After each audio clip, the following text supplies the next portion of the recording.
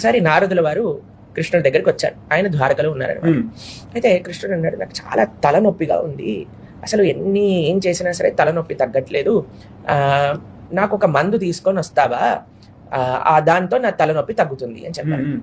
నారదుల వారు అన్నారు, అయ్యా ఏ మందు కావాలి చెప్పు, నేను తీసుకొస్తాను. ఏం లేదు, నా భక్తుల యొక్క పాదాల పైన అంటుకున్న ధూళి అంటే మట్టి, మా భక్తుల పాదాల మట్టి తీసుకొచ్చి నా తలపైన రాస్తే తగ్గుతుంది అని అన్నారు. నారదుడు అన్నాడు, ఏంటయ్యా నువ్వేం అడుగుతున్నావు, నువ్వు సాక్షాత్తుగా భగవంతుడివి, నీకు ఎవరే భక్తుల యొక్క పాదాల మట్టి నీ తలపైన రాసుకుంటావా, అదొక్కటే మందు తీసుకొనిరా అని అంటారు. సరే అని ఆయన బయలుదేరుతాడు.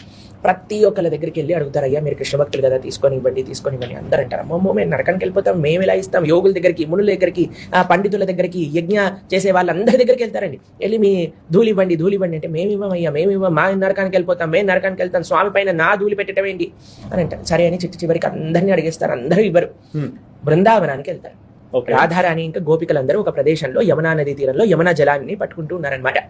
అక్కడికి వెళ్ళి నారదుడు అంటారు, అయ్యా మా కృష్ణుడికి తలనొప్పిగా ఉంది, కృష్ణుడు అంటున్నాడు తన భక్తుల యొక్క పాద ధూళి కానీ తన శిరస్సు పైన రాసుకుంటే పోతుందట.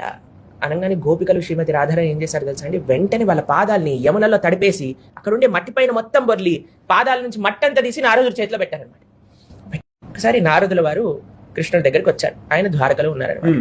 అయితే కృష్ణుడు అన్నాడు, నాకు చాలా తలనొప్పిగా ఉంది, అసలు ఏం చేసినా సరే తలనొప్పి తగ్గట్లేదు, నాకు ఒక మందు తీసుకొని వస్తావా, దాంతో నా తలనొప్పి తగ్గుతుంది అని చెప్పారు.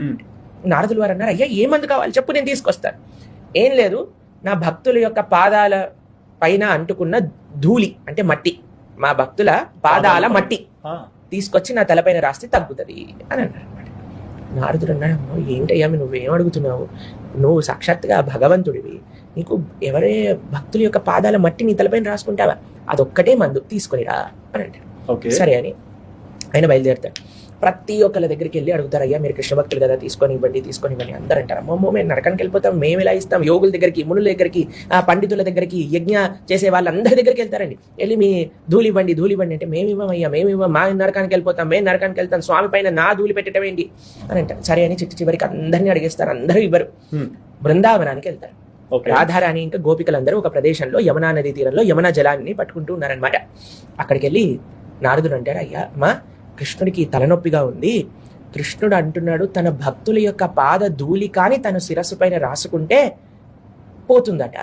అనగానే గోపికలు శ్రీమతి రాధారాణి ఏం చేశారు తెలుసా అండి, వెంటనే వాళ్ళ పాదాలని యమునలో తడిపేసి అక్కడ ఉండే మట్టి పైన మొత్తం బొర్లి పాదాల నుంచి మట్టి అంతా తీసి నారదుడి చేతిలో పెట్టారనమాట.